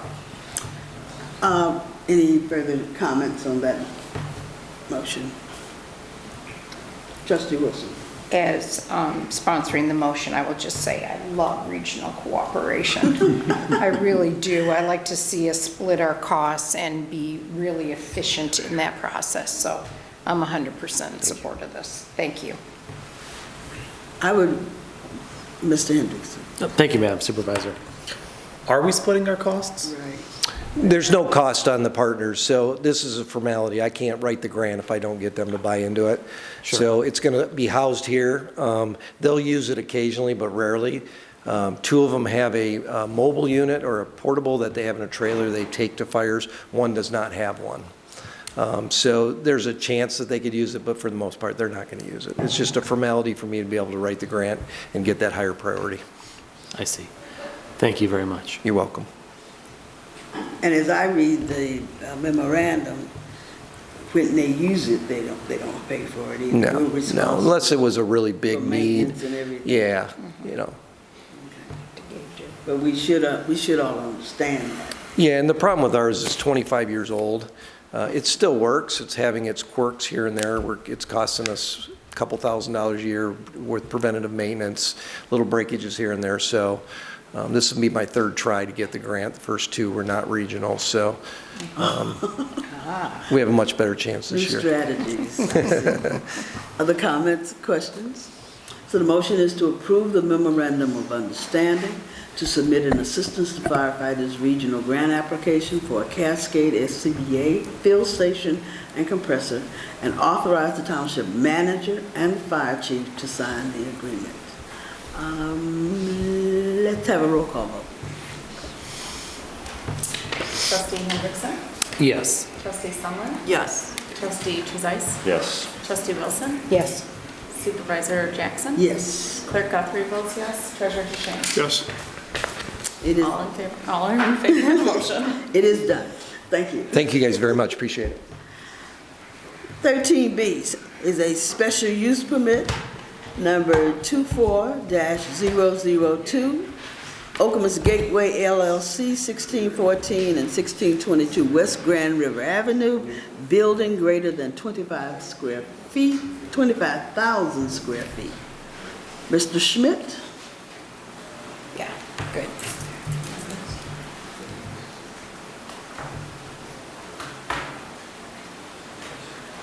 Thank you, Madam Supervisor. So the request in front of you this evening is for the construction of a new climate-controlled self-storage facility at, it kind of covers 3 properties. It's 1612, 1614, and then a vacant property. I apologize, I just lost my place. The Planning Commission reviewed this matter previously and did recommend, 1622, I'm sorry, not 1612. The Planning Commission previously reviewed this matter at their last 2 meetings and made 2 motions. One to approve the use of the facility as a climate-controlled self-storage facility, and one to recommend approval to the board for a building greater than 25,000 square feet. The Planning Commission reviewed this at their January 22nd meeting and then followed up at their meeting on February 12th. And so what is in front of you this evening is the request for a building greater than 25,000 square feet. Roughly, to give you an idea of what we're talking about here, this map is oriented with Grand River Avenue on the far left side of your screen. The building at the small building on the southern portion of the site is a previously approved medical marijuana dispensary. The applicant will be proceeding with that after decisions are made on recreational marijuana. They have applied in the licensing procedure for that. The small building along Grand River Avenue to the north is to be determined. Drive-through type use has not been proposed formally at this point. The building in question that we're discussing is the large orange rectangle to the rear. It's a 3-story, 127,500 total square feet, so roughly 40,000 square foot floor plate. And to the north of that is a detention basin. Now let me see if I can actually pull up. Oop, cannot. Let's do it this way. So just to give you a sense of where we're at here. Oh my gosh. My apologies, this is touchier than I expected. It's this vacant property right here. This is the former Panera Bread site, Central Park, Grand River Avenue, Sparrow, Regional Stormwater Detention Basin, and this is the site of the Grain Reserve property. They also own this piece right here that fronts out on the Central Park Drive, but at this time that is not a part of the development. The building will be located right in here, snuggled back in the back of the site, not at Domino's Pizza. Be happy to answer any questions the board might have. The applicant is here this evening to discuss the matter further. But again, just to reiterate, the use, the Planning Commission did approve the use. What we are discussing is the size of the building. And the proposed size of the building is 127,500 square feet. 3 stories, so footprint of about 40,000 square feet, roughly half of Meyer for purposes, ballpark purposes. Okay, Mr. Duchesne. Thank you. What is the building pictured on page 86 of the packet? It doesn't seem to fit the description. We're talking about one building here, correct? Correct. We were talking about one building that's being proposed at this time. The building on page 86 looks like about a 20,000 square foot or 10,000 square foot building. In just a second. So they've provided you with the elevations for excuse me, building on page 86 is the elevation for the marijuana dispensary. Okay. The elevations on page 90, oh, and this just crashed, are the... I see that now. It confused me that was there. What is page 87? I've been on the board for 7 years, and I've been largely supportive of almost every reasonable commercial development for us, because we needed commercial development in the township. I don't like this proposal. I think these storage facilities are a blight. We've got one to the north, we've got one to the south. They're the new trend. Everyone wants to build storage facilities because people have stuff they want to store. But it's a single-purpose building, kind of like the mall, that once this fade passes and people realize spending hundreds of dollars a month to store their junk isn't a good idea, we're going to have this huge behemoth of a building with one purpose. And I don't think it's good land use to put this right off our main corridor.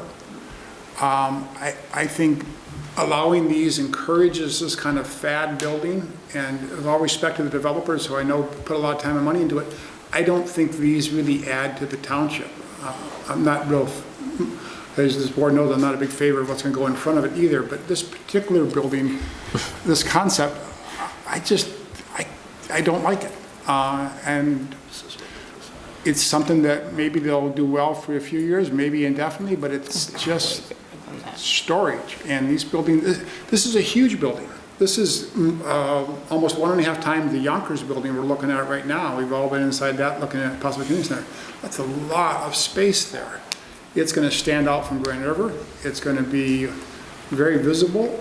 And it's the thing that people move from Meridian Township to avoid, which is kind of the franchise look that you get in much of the Detroit area. You get on the west side of the Lansing region.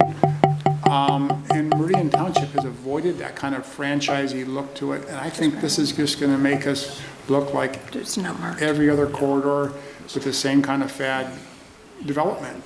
And I'm just not supportive of this. It's not what I think we should be doing in Meridian Township. That's my initial take on this. Question, this is basically 2 stories? 3 stories. 3 stories? Is the use at all in front of us at this time? The use is not in front of you. It's the size of the building is the question. Size of the building, okay. Board members, Mr. Hendrickson. Thank you, Madam Supervisor. I share some of Treasurer DeShane's trepidation on the size of this building, and specifically my concern is with relation to the Grand Reserve property to the north. We're talking about a 3-story commercial building that will essentially back up on a residential neighborhood. And eventually, I mean, Director Schmidt, I'm going to put you on the spot. Can you tell me where we're at with that property to the north of that? I can't recall if we passed it, if we approved. We had something in front of us at one time, and I don't remember if it ever got to the end of the process. I saw close to final documents last week. Okay. They're pretty close to starting construction. They're approaching the finish line. Okay. Yeah, so that property will be residential, and it will be built out, it sounds like, over the next few years. My concern would be putting a building this massive directly next to a residential neighborhood. And so we can just, debate whether or not self-storage is an appropriate use without any authority to say whether or not that's something we want or can vote on it. But I do think the size of the building in this case is also very troubling to me as we put it next to the adjacent uses.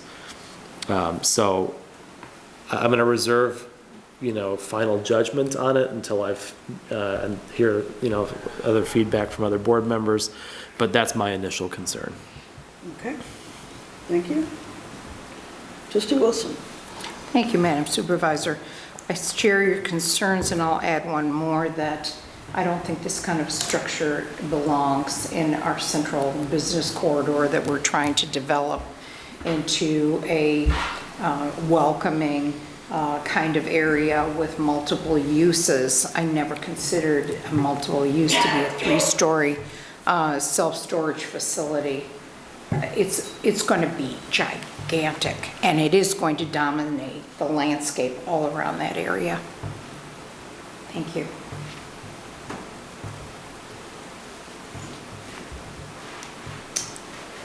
Anyone else?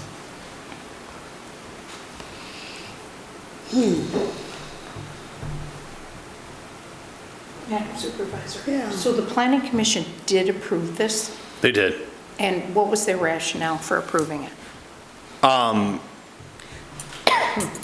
They recognized their comments largely circled around the fact that it's a use that is necessary in a community, whether we love it or hate it, and that it was sort of tucked back a little bit off of the beaten path, even though it would be visible.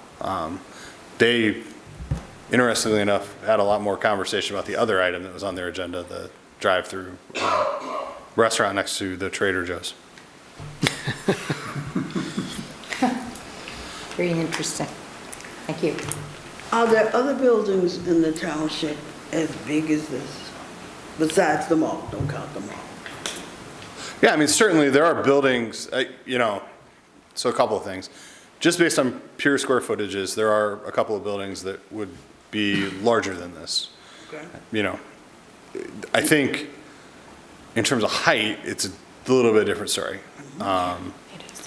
There are not many commercial buildings that would be of this height.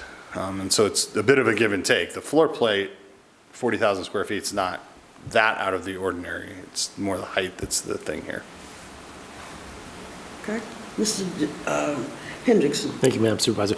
To that end, we have, I'll put you further on the spot, I guess. There are restrictions about the height of buildings next to other zoning categories. Does this meet all of those requirements? Residential. Specifically residential, So right? the It has to do with proximity to the... The only issue we've identified at this point is the setback requirement. And that was an issue that we discussed with the applicant a couple of different times, and do not have a final determination on that. But that was the main issue that was raised with the applicant previously, was the setback from the adjacent residential. Okay. Yeah, I mean, even a 2-story building, to be quite honest, of that size and magnitude butting up against a residential property, a residentially zoned property, is concerning to me. We're talking about people who are, on the 2nd story of their home and looking out at a huge warehouse, essentially. So I continue to have trepidation.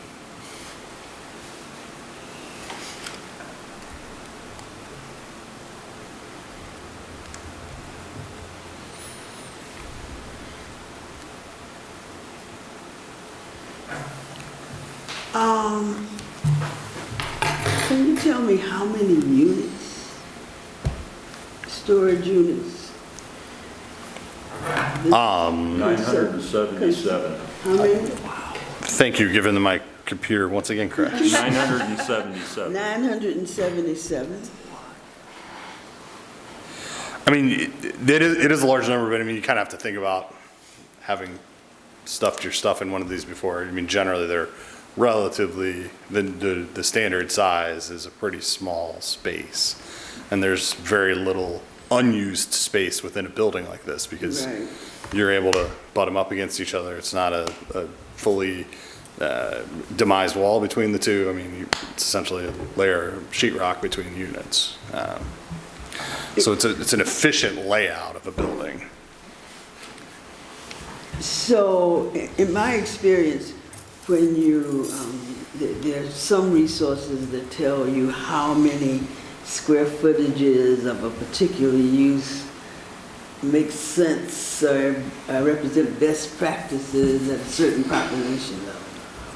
You're talking about like a market study of some nature? Yeah, those kinds of things, yes. So it's not something that's typically required with any zoning-related item?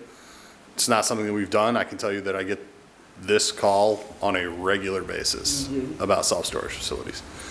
They are, yeah, yes. And when you look at, let's say, recommended number of typical self-storage uses in a community the size of 44,000 people, 977. So I don't have a market study to talk to the uptake. I'm sure the applicant has looked into that. But again, with one of these having just opened to the north of us, one of us existing just to the south of us, one just to the west of us in East Lansing. I mean, it's clear that people like to, and there's one a little further out in Williamston. It's clear that people like to store their stuff somewhere, so they keep popping up. Okay. I mean, I took another call about one today. Okay. But the question before us is really the size. Yeah, we don't really have a place to say we don't want any storage in. I would caution against the use. I would encourage discussion of the size and massing as it relates to the property and the surrounding properties. And the surrounding properties, as Trustee Henderson noted, with the residential backing up to it. Okay. You have more questions? Yes, please. Please. Thank you, Madam Supervisor. How will access be granted to the upper floors? I would have to defer to the applicants to talk about how operations would work. Typically, these facilities have significant lighting for security reasons, including along all areas of the building. Correct. So that, again, adjacent and abutting residential, that's a concern. And then the hours of operation. Some of these units are open 24 hours a day or late into the evening, 10, 11 at night. So I think those are some critical questions we also need to answer. Okay. So really it's like an enclosed garage? Correct. Okay, thank you. Clerk Guthrie. Thank you, Madam Supervisor. Can it, if it were smaller size, how much is the wetland affected?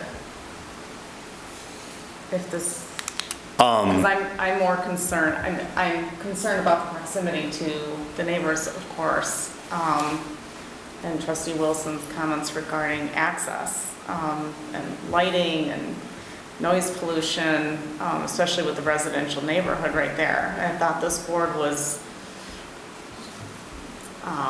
in favor of infill over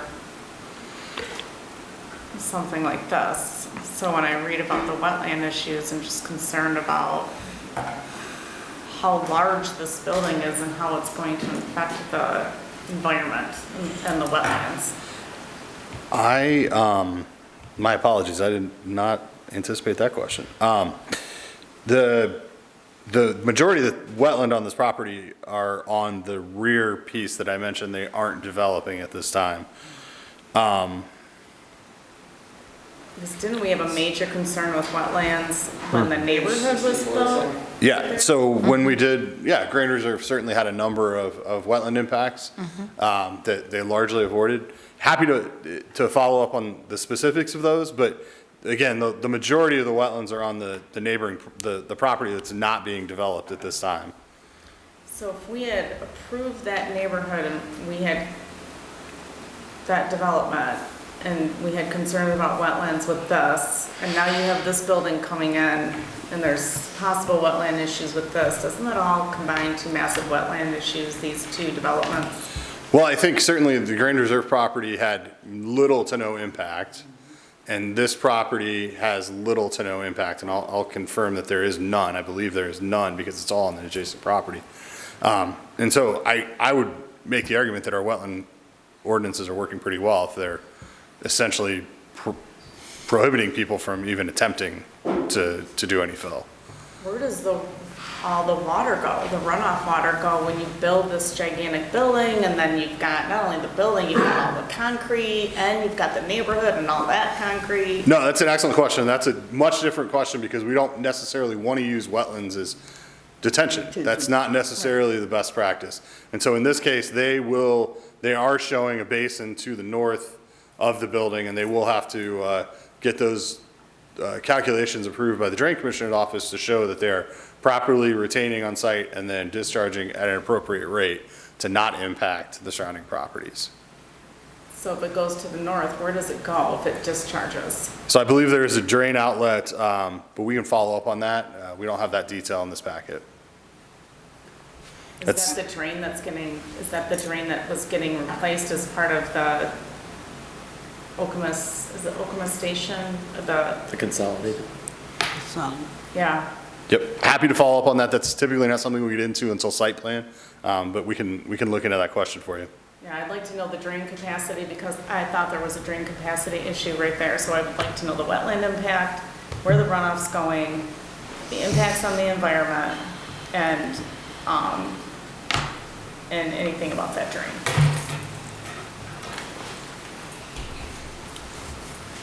How does the height, the 3 stories, There's a 50-foot variance for the affect residential these setback. water and runoff issues versus less than 25,000 feet or 25,000 feet? There's no real change. I mean, the runoff is something that we address during every site plan process. There is a set of standards that the Drain Commissioner has published, and they have to meet those standards.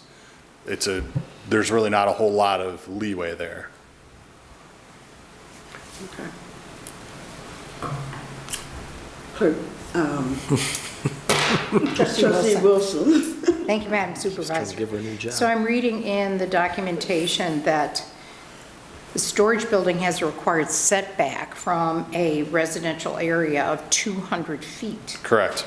But this proposed storage facility meets most of these requirements, but will require a 50-foot variance from the residential setback. Correct. So it puts it even closer to the neighborhood.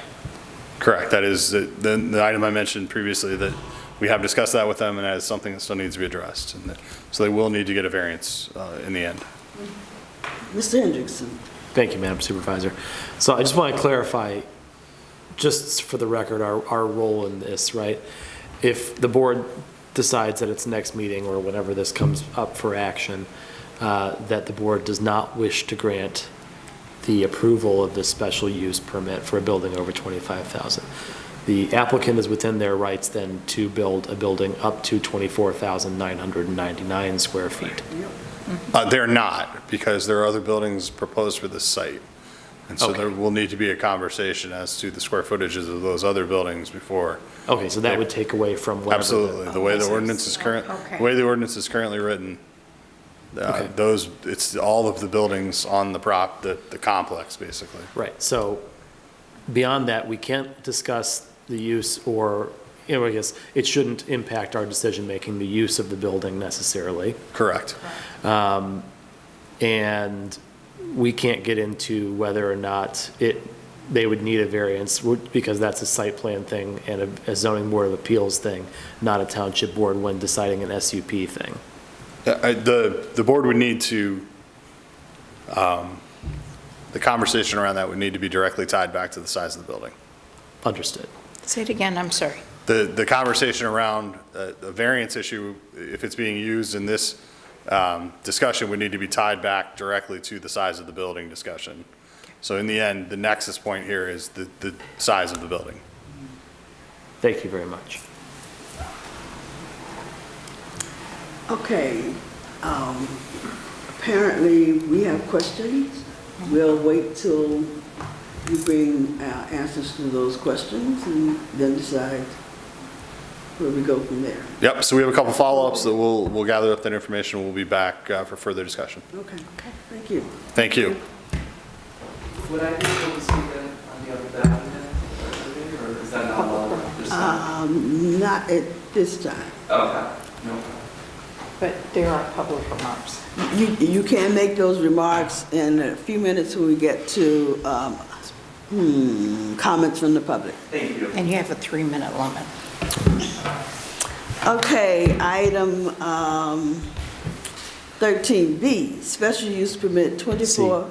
C. C. No, that's- I'm sorry. We just did that. Don't make us do that one again. Yeah, right. Moving on. 13C, a resolution in support of Meridian Township's state budget request for fiscal year 24-25. Welcome, Mr. Opsimer, Deputy Manager, Mr. Opsimer. Good evening, Supervisor Jackson and board members. So before you this evening, we have a resolution to support the township's state budget request for fiscal year 24-25. The governor's executive recommendation, I believe, just came out, and the legislature will start deliberating on the 24-25 budget. Typically, they're going to aim to adopt that budget in June.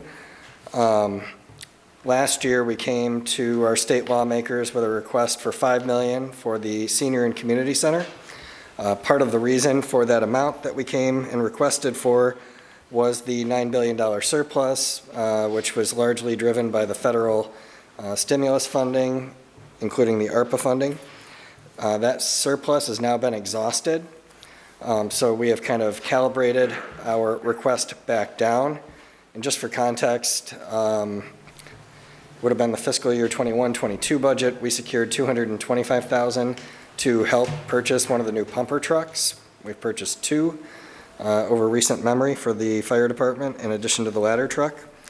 So we have succeeded in smaller requests in more traditional years. One of the other complicating factors is we do have a split house right now because we have 2 lawmakers, or 2 districts that are vacant, awaiting special elections. And that's going to complicate our request as well. So we've requested up to $750,000. We've made it clear to the lawmakers that we would accept any amount, as it would help the township's funding and budgeting for this project. And then lastly, I'll just note for you all that we have tried to, just knowing that this is not a traditional grant, we are appealing to our lawmakers, and so we are trying to, one, make our project stand out amongst other local units or nonprofits that may be requesting money. And then secondarily, we're also trying to help our lawmakers structure their talking points to get our project in the budget amongst all the other lawmaker priorities. So we have structured this around DEI. It is a DEI project. We're building a gender-neutral dorm, or a modern dormitory for a fire department. Historically, all stations are going to have 2 shared dormitories, one for male and one for female. So I do think the nature of our project is going to help us stand out. But before you this evening is a resolution in support of the request. Clerk Guthrie specifically requested a resolution this year, so we're happy to present it to you this evening. Happy to answer any questions that you may have. Board members, Mr. Hendrickson. Thank you, Madam Supervisor. I'll move that we suspend our rules to consider item 13C this evening. Support. Motion is to suspend our rules to consider this item. All in favor of the motion, please say yes. Yes. Yes. Opposed, no. Chair votes yes. Mr. Hendrickson. Thank you, Madam Supervisor. I move to approve the resolution in support of Meridian Township state budget request for fiscal year 24-25. Support. Supported by Clerk Guthrie. Comments? Further comments? Yes, thank you, Madam Supervisor. I think this is a good idea, a show of support from the local municipality making a request. And I think that the notion to make our ask of the state a little smaller and to provide context for that request are both good items.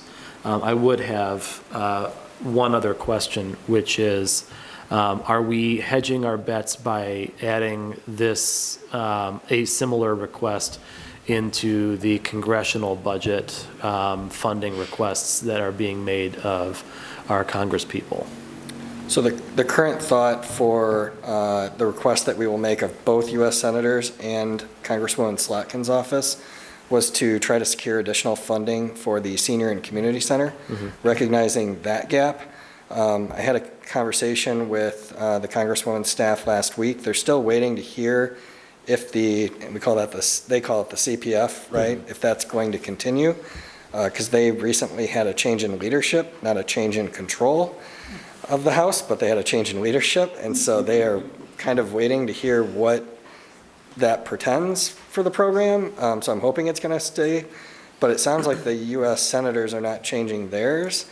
So we could perhaps look at maybe we make a smaller request to hedge our bets to one of the U.S. Senators, and then with the other U.S. Senator and Congresswoman Slotkin, maybe we go for the Senior and Community Center. If you wanted, I could bring, I could talk to Manager Walsh, and perhaps we could bring something back to your next board meeting. Thank you. I was just curious about the strategy about that. I know that the Senior and Community Center's got a significant financial gap that we'll have to meet. And I didn't know if, there's also the possibility that saying yes to a small thing like this allows them to say no to a big thing like that. So I just wanted to know, if we were considering that. Yeah, and I did ask, since the CPF funding last year got whittled down when the budget bill finally got adopted towards the end of the calendar year, because we found out in April, I believe it was, the good news, right? It's April or May every year, they tell you you're getting all the funding. I did ask if last year was abnormal in that the grants got watered down, and they said it was. And it was the change in leadership, because we had the 22 election, things changed. The change in control to Republican majority did impact Democratic lawmaker requests. That's more or less what happened last year. So I think, we need to be realistic about our expectations across the board with all three of those federal requests that we can make. And in this case, looking back at last year, the way that we got $5 million, technically when you talk to the lawmakers, Rep. Rixey and Rep. Cerniglu each secured $2 million, Senator Singh secured $1 million. And that's kind of how we arrived at the $5 million. It's a lot of just kind of horse trading, and they each kind of end up with a budget, and then we're just trying to wedge into their budget. And that's kind of how the sausage was made a year ago. This year, for this request, I would kind of speculate, I think a good target for us is 200 from each rep and 100 from the state senator, perhaps, because the state senator has such a broad geographic area to kind of satisfy with their budget priorities. So thank you. That's kind of a ballpark, but yeah, let's talk about that, maybe bring something back next meeting and brainstorm on that, because we're probably only looking at 3 smaller amounts. Thank you. Anything else? Motion is to approve the resolution in support of Meridian Township state budget requests for fiscal year 24-25. Let's have a roll call vote. Trustee Sumlin? Yes. Trustee Trezise? Yes. Trustee Wilson? Yes. Supervisor Jackson? Yes. Clerk Guthrie votes yes. Treasurer Deshane? Yes. And Trustee Hendrickson? Yes. Motion carries 7-0. Thank you. Thank you. Come now to item 14, comments from the public. I have 2 green cards. The first is from Amar Alcafel. Alcafazi, thank you. Alcafazi. Thank you very much. Please come forward, give us your name and address. Hello, members of the board. I appreciate your time. My name is Amar Alcafaji. I'm here on behalf of Okomo's Gateway LLC. I am the applicant applying for the self-storage facility. My address is 29580 Northwestern Highway, Southfield, Michigan. I'm here with my business partner, Stephen Bacall, and we are the applicants here. We went in front of the Planning Commission twice before discussing this, and they brought up many of the concerns that this board is discussing today. And I wish I had more than 3 minutes to talk about it, because after we were able to discuss those concerns, a lot of those concerns were we're understood to why it is needed in Meridian Township in terms of self-storage. I'll bring up a few things that were brought up during the concerns here. Number one is, does this area need a self-storage facility? We have done a comprehensive market feasibility study, and it shows that this area is in dire need of storage. This facility is actually not large enough in terms of the storage numbers needed for Meridian Township, and we can provide that self-storage study that was done by a third party. In terms of the size of the facility, this is the typical size of a self-storage facility that's built all across the country. We hired an architect out of New York City that specializes in these types of buildings all across. He does all the self-storage facilities, say about 80% of the self-storage facilities throughout the state of Michigan. This is the typical size. It's not a large size. It's the normal size of a self-storage facility going.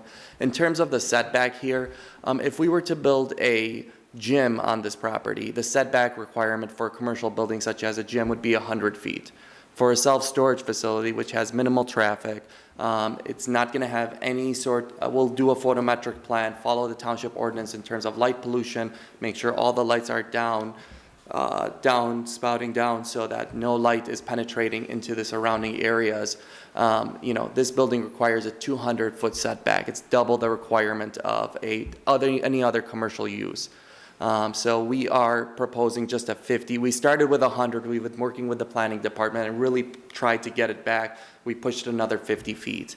There are some easements on this property that kind of hinder where the buildings can be built, and this is the perfect size where we don't have an issue. In terms of drainage, we've been working hand in hand with the Ingham County Drain Commission, working with Carla Kloss at the Drain Commission. She is well aware of this property. She's well aware. They're doing their drainage calculations, working with our engineers to make sure there's no runoff or anything happening on this. All the water will be self-sustained throughout the property.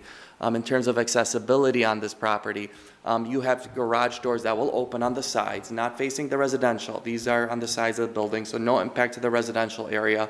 The cars pull in, garage door closes, then the moving starts. There's freight elevators in the building that will lift people up, their stuff up to the floors to allow them to store it in a safe, secure environment.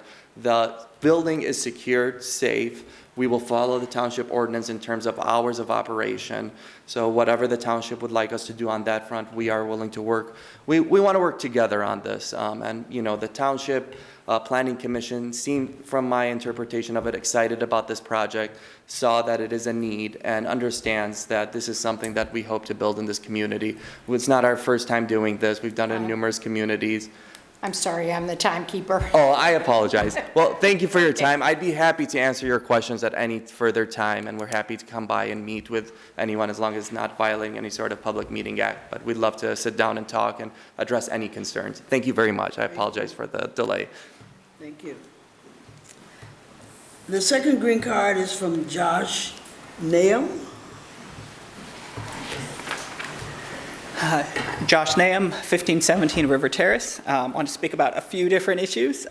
First of which talked about today, I'm an election inspector for East Lansing, and I've definitely spent a lot of time with receiving boards late at night, and I am all for, definitely empowering the town manager either by, officially or implicitly to encourage employees to be able to fulfill those really necessary roles. And they make my life a lot easier when they're not super busy, but they always are. Second thing, I know that the Planning Commission and the Zoning Board of Appeals have a number of vacancies, and if you don't choose me, I think you definitely want to choose some people last. The last Planning Commission, they asked, what is quorum for this meeting? Because there's at least 2 vacancies currently, and I'd hate for them to be less productive because they don't have enough people at a particular session.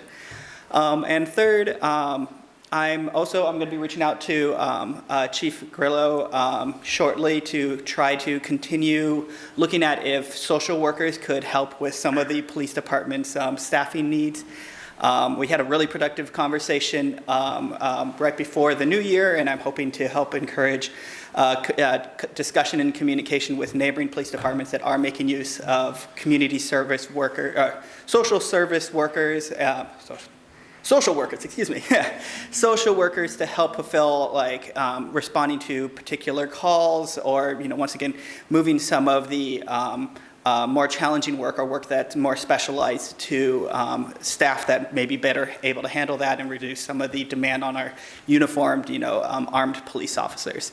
But once again, I really appreciate the work you guys are doing, and I've been having a whole lot of fun attending these meetings with my next door neighbor, Margaret. So thank you. Thank you. I'm so glad to hear that. Thank you. Is there anyone else that would like to speak to the board at this time? Let's see. So we move to item 15, other matters and board member comments. Seeing none, I'm open to a motion to adjourn. Motion to adjourn. Support. All in favor of the motion, please say yes. Yes. Opposed, no. Chair votes yes. Good evening and thank you. Thank you.